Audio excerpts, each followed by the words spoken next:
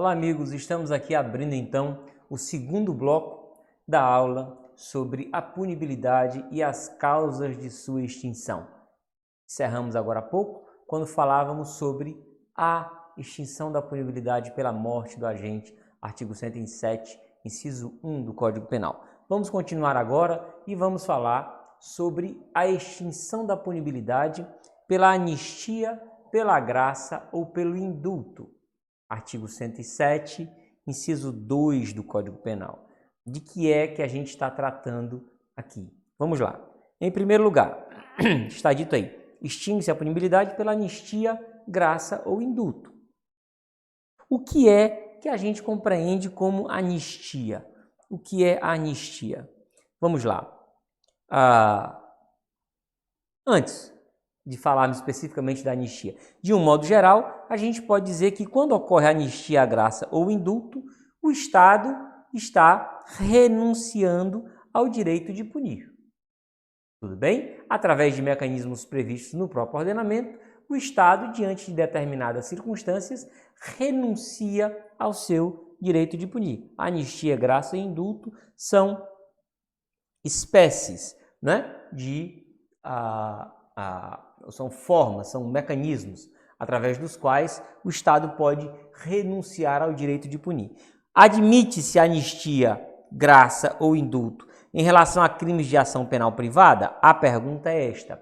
Admite-se sim, gente, porque nos crimes de ação penal privada, o Estado transferiu para o particular, para o ofendido, somente o direito de perseguir em juízo a condenação. Somente o direito de buscar em juízo o reconhecimento da responsabilidade penal do autor do fato criminoso. Mas a efetiva punição, o direito de efetivamente aplicar a pena que eventualmente seja reconhecida, esse direito é do Estado, ele não transfere ao ofendido. É tanto que nos crimes de ação penal privada, quando ocorre a condenação e a condenação transita em julgado, o ofendido desaparece do cenário. Nós vamos agora para uma execução penal em que o ofendido não tem nenhuma intervenção. É somente o Estado que vai aplicar a pena com as garantias da lei de execução penal, etc. e tal. Somente isso, né? O Estado é que vai impor a pena. Exatamente por isso o Estado pode renunciar ao direito de punir naquela situação. Se isso acontecer, mesmo que o ofendido, mesmo que o privado queira prosseguir, nada mais poderá ser feito. Tudo certo? Vamos lá. O que é a anistia? A anistia é obtida, é concedida através de um ato legislativo. Tudo bem? A anistia se dá, portanto, através de lei. Nós temos que o Estado aprova uma lei de acordo com o seu ordenamento, de acordo com o rito legislativo ordinário. E aí, o Estado aprova uma lei em que o Estado diz, veja só, que determinado fato bem delimitado no tempo e no espaço, aquele fato deixa de interessar ao direito penal. Veja bem, é possível que o Estado conceda anistia em relação a um delito vamos falar aqui em tese, obviamente, mas em relação a um delito de roubo que aconteceu no dia 21 de abril de 2021, às 17 horas, no centro da cidade de Belo Horizonte, praticado pelo fulano de tal, enfim, nem preciso me reportar aqui a pessoa. O que interessa, na verdade, gente, é que a anistia, ela se refere a um fato. No exemplo que eu estou falando, eu não vou dizer que o crime de roubo deixou de ser crime, que houve um abolício crimes. Não. O que a anistia faz é este roubo, ou este fato específico, ou estes, né? Pode ser mais de um, nenhum problema. Mas este ou estes fatos deixam de interessar ao direito penal. A norma penal continua lá intacta, mas ela não se aplica mais àquele fato que o legislador especificou lá. Tudo bem? Essa é a ideia da anistia. A anistia, não tem impacto nos efeitos civis. A anistia não tem impacto nos efeitos civis. Tudo bem? Logo, os efeitos extrapenais do fato delituoso podem ser exigidos no juízo civil. A anistia, portanto, diz respeito apenas e tão somente aos efeitos criminais, às consequências criminais do fato. Tudo bem, gente? Nós citamos aqui a título de exemplo a Lei Federal número 12.505 de 2011, que essa lei concedeu anistia a bombeiros militares de diversos estados da federação que se envolveram em movimentos de reivindicação de melhores condições de trabalho, movimentos esses ocorridos no espaço temporal mencionados nos dispositivos desta lei. Se vocês pesquisarem a lei aí no site do Planalto, Lei 12.505 de 2011, essa lei inclusive foi alterada ao longo do tempo. Ela se reportou, por exemplo, aos bombeiros militares do estado do Ceará, aquela época vocês devem lembrar, em que houve movimentos no país inteiro, salvo engano, o estado do Rio de Janeiro teve uma repercussão muito importante lá, né, com depredação de quartéis de bombeiros lá. Esses militares que se envolveram nessas manifestações, eles a rigor praticaram crimes de dano, praticaram crimes crimes militares que lá estão estabelecidos, enfim. Mas a legislação foi lá e disse o seguinte: aqueles fatos que eles praticaram no âmbito dessa discussão, no âmbito desses movimentos em busca de melhoria das condições de trabalho, esses fatos estão anistiados. Nós não vamos mais nos pronunciar a respeito deles. A anistia não é concedida a pessoa nenhuma. A anistia é concedida em relação a fatos específicos, né? Aí quem tiver lá naqueles fatos, quem tiver sido autor daqueles fatos, estará também, obviamente, beneficiado e terá declarada a extinção da sua punibilidade. Tudo bem? Não se pode, eu digo aqui, não se pode falar quando a gente está cogitando de anistia, não se pode confundir anistia com abolício crimes, tudo bem? Quando a gente tem abolício crimes, a própria figura típica, a definição legal do delito deixa de existir. Eu não estou falando de nenhum fato específico. Imagine-se que amanhã sobrevenha uma lei que revogue o artigo 121 do Código Penal. Aí nós teremos, desde que o homicídio não passe a ser definido num outro dispositivo, o artigo 121 do Código Penal revogado, nós não temos mais no nosso ordenamento nenhuma lei que defina o crime de homicídio, portanto, nós teríamos abolício crimes. E aí é todo e qualquer delito de homicídio que estará incluso nisso, nesse dispositivo, né? Que não terá mais possibilidade de punição. Todo e qualquer homicídio diante da abolício crimes. Mas quando a gente fala de anistia, não. A anistia é aprovada numa lei que recai sobre um determinado fato específico. Aquele fato específico criminoso bem definido na lei é que vai deixar de interessar o direito penal. Mas a lei que define o crime, aquela lei que abstratamente define o crime, qualquer que seja ele, né? O crime de qualquer que seja ele, não, porque a gente vai ver que há limites aqui. Mas o crime que esteja lá previsto na lei como sendo objeto de anistia, esse delito ele continua definido na lei, mas determinado fato deixa de interessar ao direito penal. Tudo bem? A anistia pode ser própria, quando ela é concedida antes da condenação, e também pode ser chamada de imprópria, se ela for concedida após a condenação. Ela pode ser restrita, quando ela exige alguma condição pessoal do beneficiário, ela exige, por exemplo, não é que o sujeito seja primário, ou, sei lá, que ele tenha,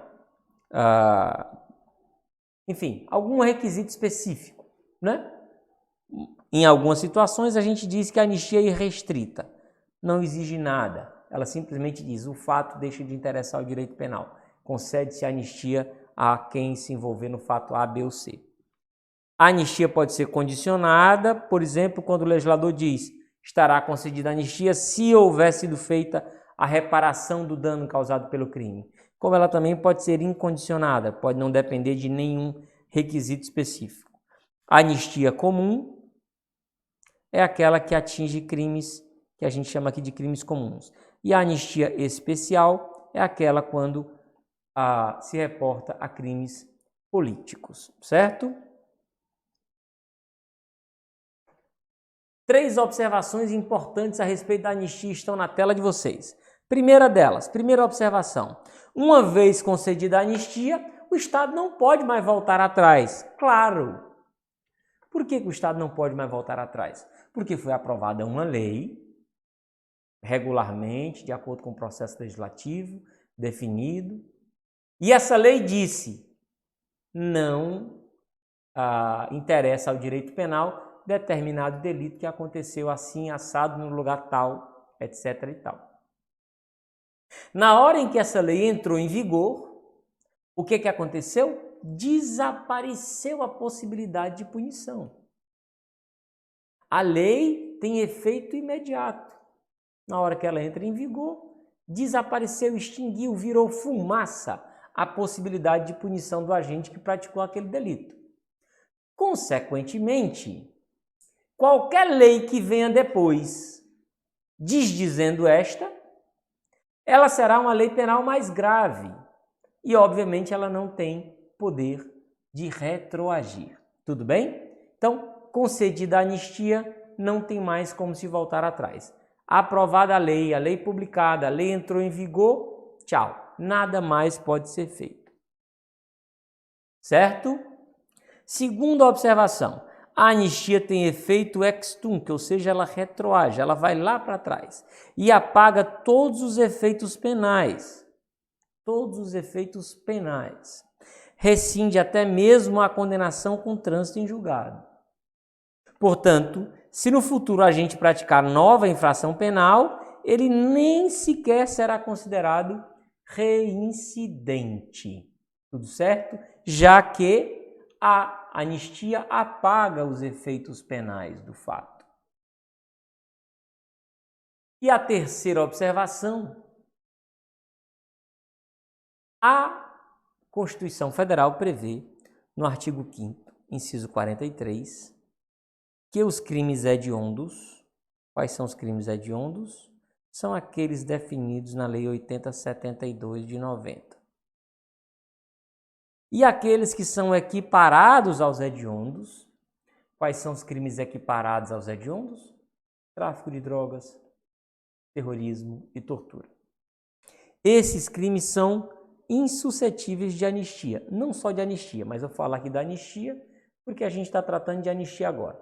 Portanto, a lei que eventualmente conceda a anistia a alguém condenado ou em relação a determinado crime de estupro, por exemplo, que é um crime hediondo, essa lei será inconstitucional. E aí, evidentemente, ela não produz efeito. Lei inconstitucional ela é nula, não produz nenhum efeito, né? Então, os crimes hediondos e os equiparados, eles não são passíveis de anistia, ok?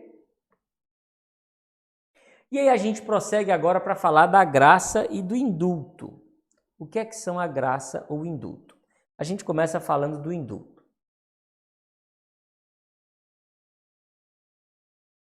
O indulto é um instituto que é prerrogativa do presidente da República, exercido através de um decreto em que o presidente, ele inclusive pode delegar, né? Ele pode delegar esse indulto para ser concedido por outra pessoa.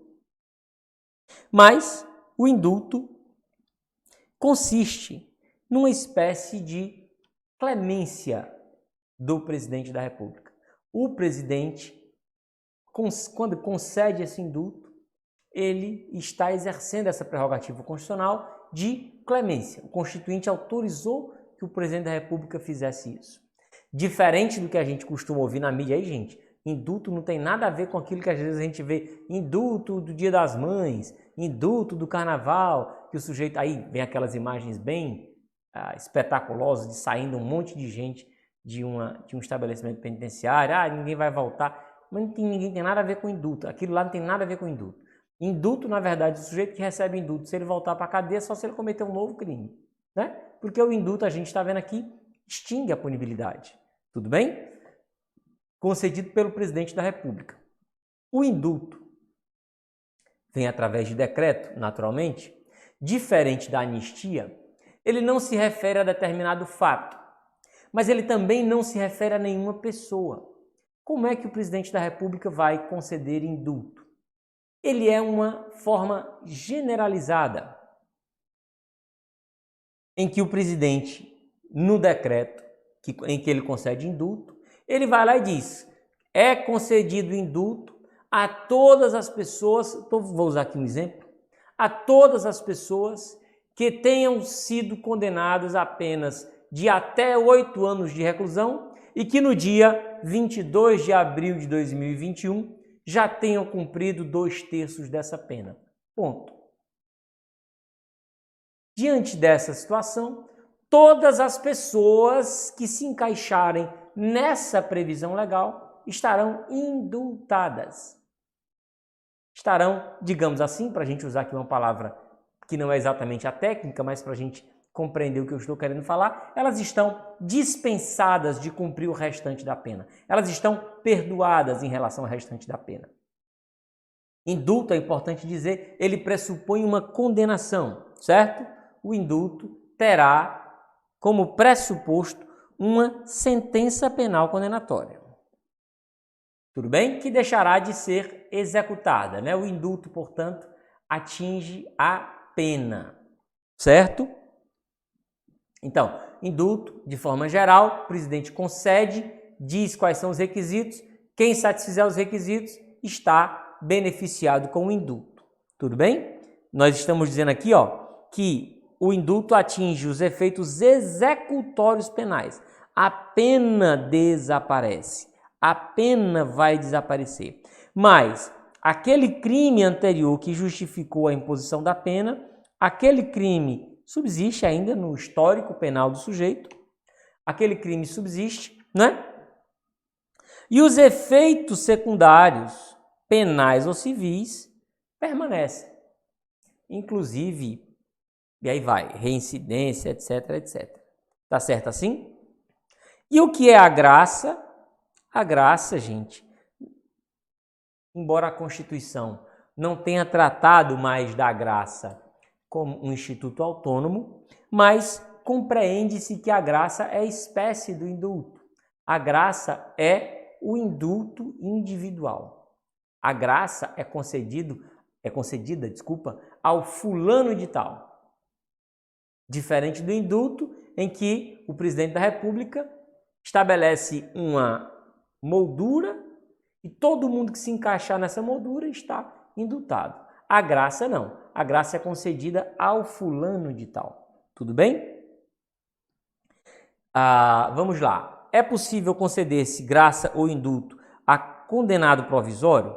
Aquelas pessoas que têm uma condenação em primeiro grau e estão aguardando a decisão de eventual recurso, né? Essas pessoas podem se beneficiar de graça e indulto? Podem sim, principalmente porque a própria lei de execução penal diz que ela se aplica igualmente ao preso provisório. Preso provisório é todo aquele que não tem ainda nenhuma condenação com trânsito em julgado em andamento. Então, se o cara está preso provisoriamente, a ele devem se aplicar os dispositivos da lei de execução penal, evidentemente na medida que forem compatíveis com a situação dele. Então, o cara provisório que está cumprindo provisoriamente uma pena, que está numa execução penal provisória, ele também poderá se beneficiar de indulto, certo? Também nós temos a súmula 716 do STF, que, juntamente com a súmula 717, regulamentou de forma geral, vamos dizer assim, regulamentou o procedimento da execução penal provisória. E ela diz assim, está aí na tela de vocês: admite-se a progressão de regime de cumprimento da pena ou a aplicação imediata de regime menos severa nela determinada antes do trânsito em julgado da sentença condenatória. Ou seja, a execução penal provisória, ela vai seguir os mesmos requisitos, ela vai seguir o mesmo passo a passo como se fosse uma execução definitiva. Súmula 716 diz isso para a gente, 716 do STF. Portanto, o condenado provisório, aquele cara que cumpre provisoriamente uma pena, aguarda julgamento de recurso, ele também pode se beneficiar de indulto. Tá certo assim? Adiante. Graça e indulto, só aquela classificaçãozinha que a gente já tratou lá antes com relação à anistia. A gente pode dizer que a graça e indulto pode ser pleno, extingue totalmente a pena, como pode ser parcial, e a gente chama de comutação. Ele vai diminuir 1/3, vai diminuir a metade, vai diminuir 1/5, o presidente vai lá dizer, certo? Ele pode extinguir totalmente, e a gente disse que o indulto ou a graça é plena, como pode fazer mera comutação, diminui. A graça, o indulto pode ser restrito, quando ele exige alguma condição pessoal, como por exemplo a primariedade, o mesmo exemplo que eu usei na situação anterior, como ele pode ser irrestrito, não exige nenhuma condição pessoal.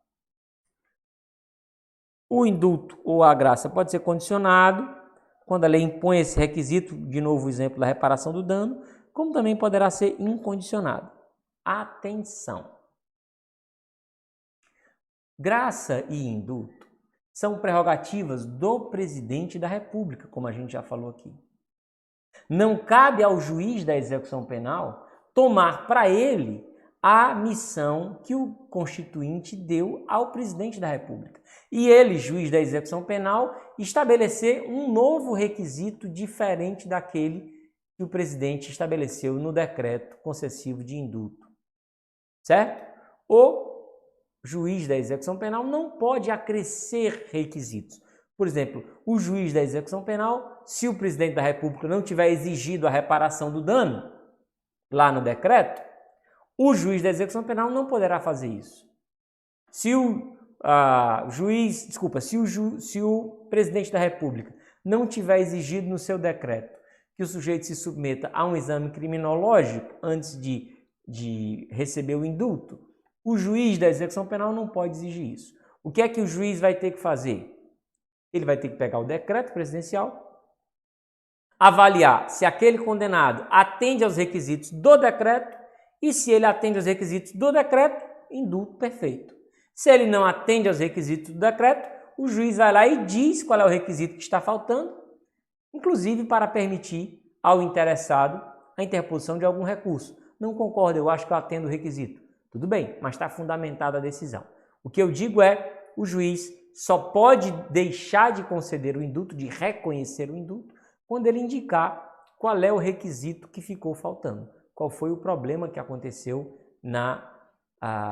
no trâmite daquele indulto. O que está faltando para que o condenado satisfaça o perfil exigido no decreto concessivo de indulto. Tudo bem? Vamos lá continuar. Aí vem, gente, aquela situação que eu já falei, que a Constituição veda a concessão de anistia para os crimes hediondos e equiparados, e eu falei que não era só anistia. E a gente vai falar disso aqui agora.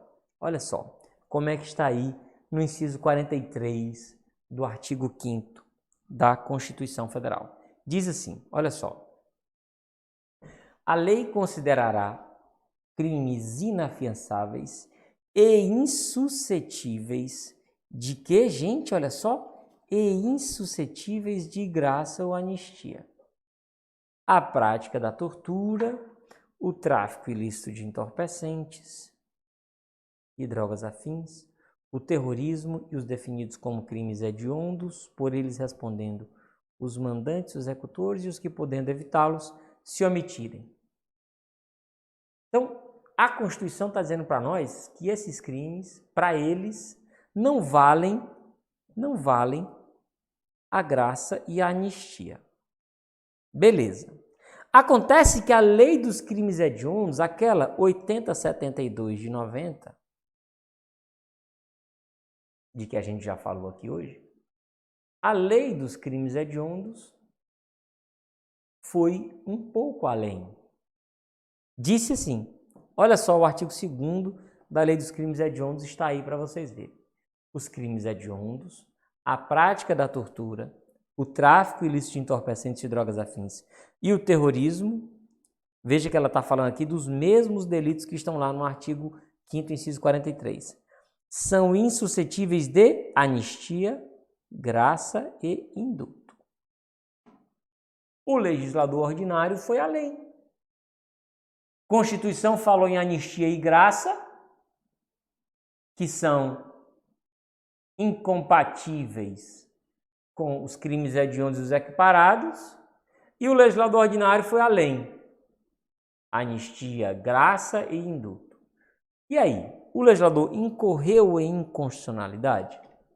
Essa é uma situação a respeito da qual houve algum debate, mas que já está superado, não é? Já não é mais objeto de maior polêmica isso. Venceu a compreensão do STF, obviamente, até porque é uma matéria de índole muito estritamente constitucional. A discussão justamente é sobre a constitucionalidade dessa vedação. E aí o constituinte, o STF, disse o seguinte, fixou a seguinte compreensão. A nossa Constituição Federal traz proibições mínimas, autorizando o legislador ordinário a criação de outras. O Instituto da Graça na Constituição Federal, interessante esse raciocínio, o Instituto da Graça na Constituição Federal está lá em sentido amplo, referindo-se, na verdade, a essa clemência presidencial. É a clemência presidencial que está vedada para esses delitos. E dessa clemência presidencial, nós temos as espécies graça e indulto. Então, o que acontece é que o STF compreendeu que, ao dizer no inciso 43 do artigo 5º que os crimes hediondos, tráfico, tortura e terrorismo são insuscetíveis de graça e anistia, quando ele falou graça, ele na verdade está se referindo ao gênero clemência presidencial. Essa foi, portanto, a compreensão geral. Tudo bem?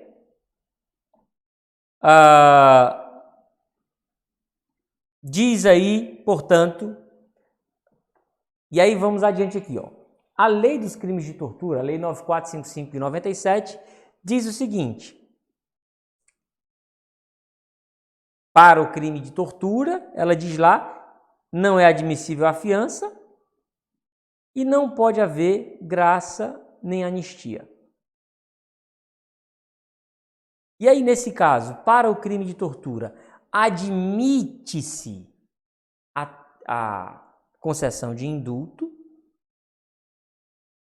admite-se a concessão de indulto, já que não tem vedação aí e não há vedação expressa no texto constitucional.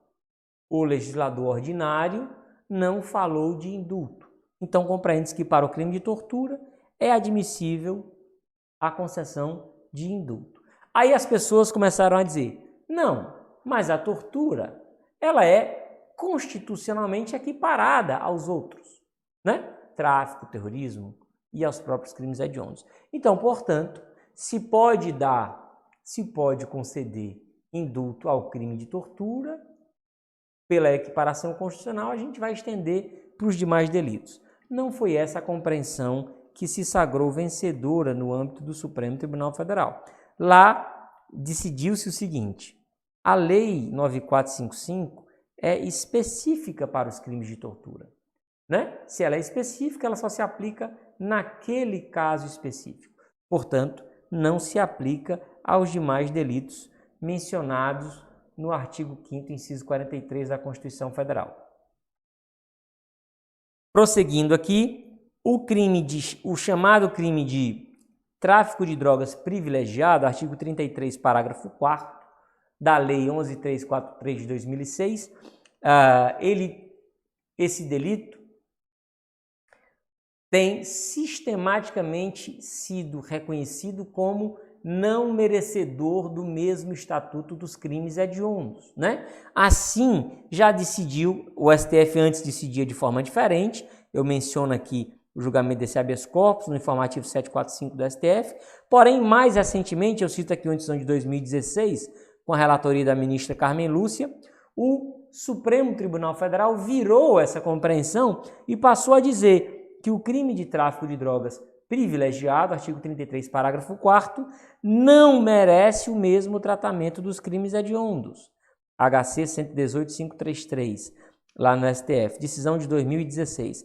E o STJ também já passou a adotar esse mesmo entendimento, né? O STJ, também passou a adotar esse mesmo entendimento. Nós temos decisão aqui de 2020 do STJ já dizendo para a gente isso, né? Que o crime de tráfico de drogas, chamado de tráfico de drogas privilegiado, artigo 33, parágrafo 4º da lei dos crimes, da lei de tóxicos, a lei 11.343 de 2006, não merece a pecha de crime hediondo. Mais recentemente nós temos já inclusive o chamado pacote anticrime, a lei 13.964, que ela diz de forma expressa lá, né, que o artigo 33, parágrafo 4º da lei de drogas não será considerado hediondo para fins de progressão de regime, né? Não será considerado hediondo para fins de progressão de regime, parágrafo 5º do artigo 112 da LEP, com a redação determinada pelo pacote anticrime, certo?